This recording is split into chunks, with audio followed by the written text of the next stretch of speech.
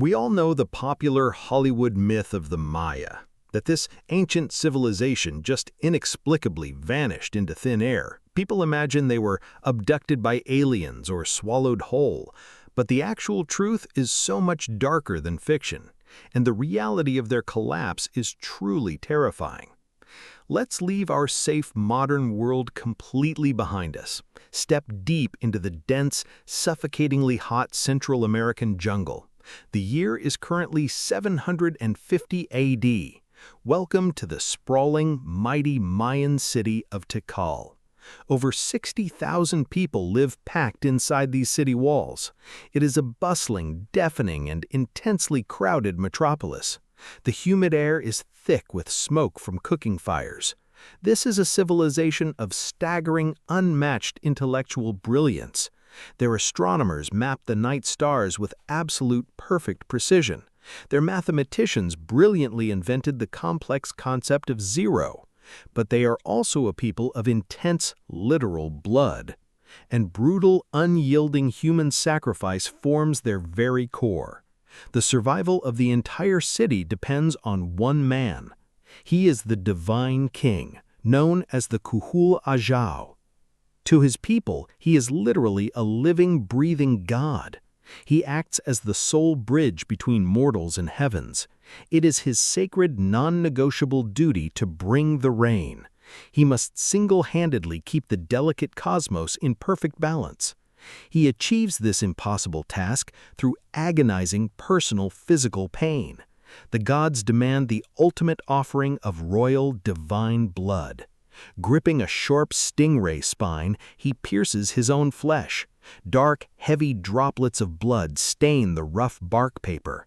The blood-soaked paper is set ablaze in the dark temple. A terrifying vision serpent supposedly rises from the thick smoke. The cosmic bargain is struck, and the gods are fed. The skies open, the rains fall, and the maize grows. Maize is absolutely everything to the ancient Maya people. Their mythology states that humans were literally molded from corn. But feeding tens of thousands requires an endless, massive harvest. The jungle is brutally slashed and repeatedly burned for farms. The soil in this tropical paradise is actually dangerously thin. Without deep roots, the earth washes away with the rain. Yet the city's voracious appetite for growth only expands outward. The kings continuously demand grander, taller, and more imposing monuments. They build colossal pyramids to reach closer to the gods, and these massive stone temples must look absolutely blindingly flawless. They are covered entirely in smooth, brilliant white lime stucco. But this architectural beauty hides a terrible, catastrophic environmental cost. To create this plaster, limestone must burn at unimaginable heat. The massive lime kilns require an endless supply of wood. Workers fell thousands of green trees just to fuel fires. Coating just one great pyramid at Tikal requires a sacrifice. Nearly 1,000 acres of pristine forest are completely destroyed. The ancient Maya are slowly bleeding their own environment dry. They strip the earth bare for their own architectural glory. The consequences of this deforestation are entirely and utterly catastrophic. Without the tree canopy, the essential topsoil completely vanishes away. The fertile earth rapidly erodes into choked, useless mud swamps. Even worse, this widespread clearing alters the actual local climate. The bare land absorbs less heat, preventing rain clouds forming. They have inadvertently engineered their own massive man-made environmental disaster. Then the broader climate deals them a final fatal blow. Around the year 750, everything changes permanently. The reliable seasonal rains that feed the empire simply stop. A terrifying century-long mega-drought grips the entire Maya heartland completely. The great stone-lined reservoirs of the cities begin to evaporate. The crowded metropolis is now slowly dying of agonizing thirst. But the remaining shallow water hides a much darker secret. The Maya have accidentally poisoned their own central drinking supply. Their culture absolutely reveres the brilliant, deep color of red. They paint their sacred temples and royal tombs with it. This beautiful red pigment is made from a mineral, cinnabar. Cinnabar is composed of pure, highly lethal and toxic mercury. Every heavy rain washes this lethal powder off the temples. It flows straight down into the city's main drinking reservoirs. The water supply becomes an invisible, highly toxic chemical soup. Furthermore, human waste and cooking runoff fertilize the stagnant water. Massive blooms of toxic blue-green algae completely covered the surface. Boiling this foul, algae-infested water does absolutely nothing to purify. It tastes horrendous and brings severe sickness to the populace. The elite ruling families are unwittingly drinking pure liquid death. Their daily meals are heavily laced with lethal heavy metals. A catastrophic perfect storm of disaster has finally fully arrived. Brutal famine now stalks the dusty, desperately crowded city streets. The divine kings bleed themselves repeatedly in sheer desperate panic. They beg the silent gods for mercy and much-needed rain, but the sky remains stubbornly, mockingly clear and terribly dry. The fundamental covenant between the king and gods is broken. The ancient sacred magic of the bloodletting has completely failed. Utter panic and terror finally grip the lower classes. The vital, widespread regional trade routes completely and suddenly shatter. There is no salt, no obsidian, and absolutely no food. Desperate, starving cities violently turn on their equally desperate neighbors. Warfare abruptly changes from a ritualized game to sheer survival. It is no longer about capturing elite rival noble kings. It becomes a chaotic, bloody struggle for basic daily scraps. Intense paranoia replaces centuries of proud, stable, and imperial confidence. Once beautiful open cities hastily throw up crude wooden barricades. The violence in the jungle spirals completely out of control. Finally, the starving commoners decide they have had absolutely enough. They violently turn their anger upon their own failed gods, and they hunt down their once revered, now useless divine rulers. In one Maya city, a grim mass grave is dug. 24 decapitated noble bodies are violently thrown into the dirt. The bloody, chaotic end of the classic Maya has begun. But this violent collapse is not a single isolated event. It is a terrifying, unstoppable, and cascading domino effect. The Maya world is deeply and intricately interconnected. A crisis in one city inevitably infects the others. Consider the wealthy, entirely stable city of Itzan. Itzan experiences absolutely no localized drought or crop failure, yet their population also suddenly plummets into complete nothingness. Why does a totally healthy city abruptly die? Because the vital, life-saving regional trade routes completely shatter. There is absolutely no isolated survival in this dense jungle. The starving southern cities drag their healthy neighbors down. Massive waves of terrified, starving refugees flood outward. They completely overwhelm the stable, functioning nearby cities. The entire ancient economic network violently unravels. The steady flow of precious salt suddenly stops. Volcanic obsidian for sharp weapons is totally gone. In their sheer desperation, the Maya turned to the underworld. They believe Xibalba, the realm of death, is angry. The sacred ball game takes on a horrific new meaning.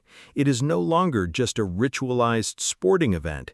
It becomes a literal high-stakes battle for community survival. The losing team faces agonizing, immediate decapitation. Their blood is offered to appease the angry death lords.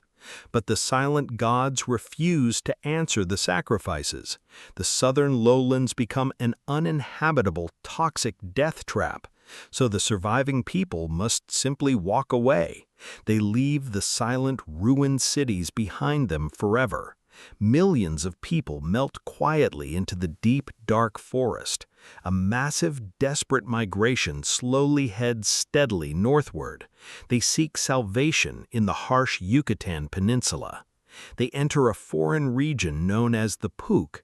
It is a completely different, totally unforgiving environment. There are absolutely no surface rivers or lakes here. The deep groundwater is entirely impossible to physically reach. Rain falls heavily, but only for 6 short months. For the rest of the year, the land brutally bakes. It becomes a parched, bone-dry, and merciless desert landscape. Survival here requires staggering, brilliant new engineering. The Maya begin to hollow out the solid limestone bedrock. They carefully carve massive, underground cavernous cisterns. These underground lifelines are called Chultuns. The rough walls are lined with thick, waterproof plaster. Entire city plazas are meticulously sloped and perfectly angled. They act as giant, highly efficient rainwater catchers.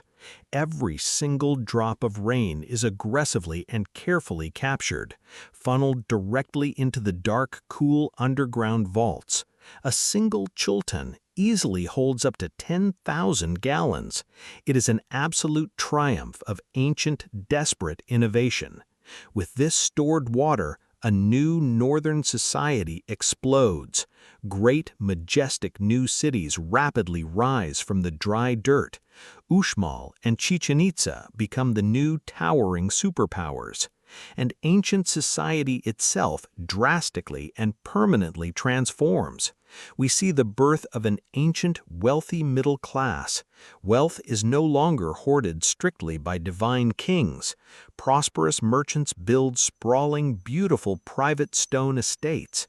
9-room mansions overlook vast, intensely farmed private valleys.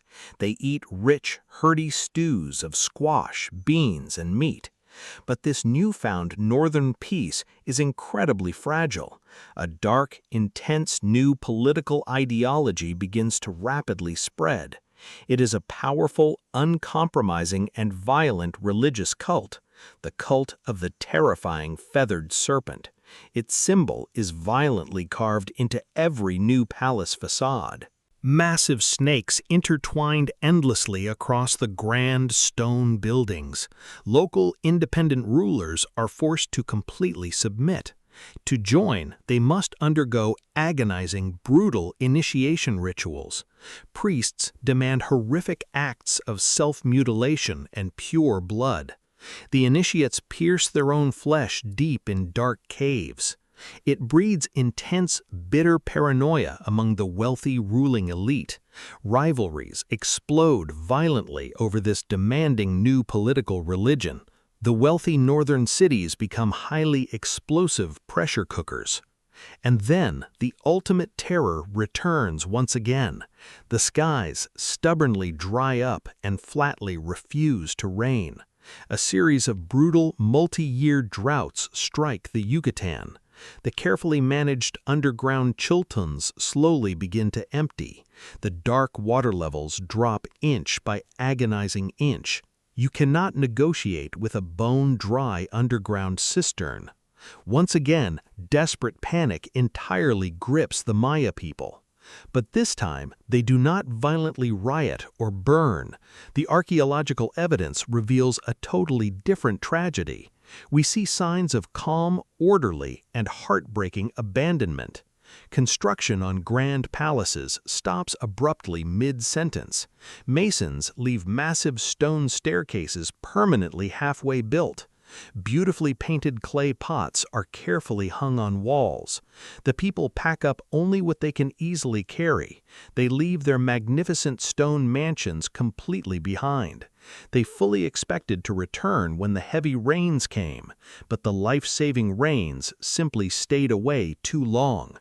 The grand northern experiment also quietly bleeds to death. The great wealthy cities of the Puk are left hollow. The jungle slowly, patiently creeps back in to conquer. Thick green roots violently tear the beautiful plaster apart.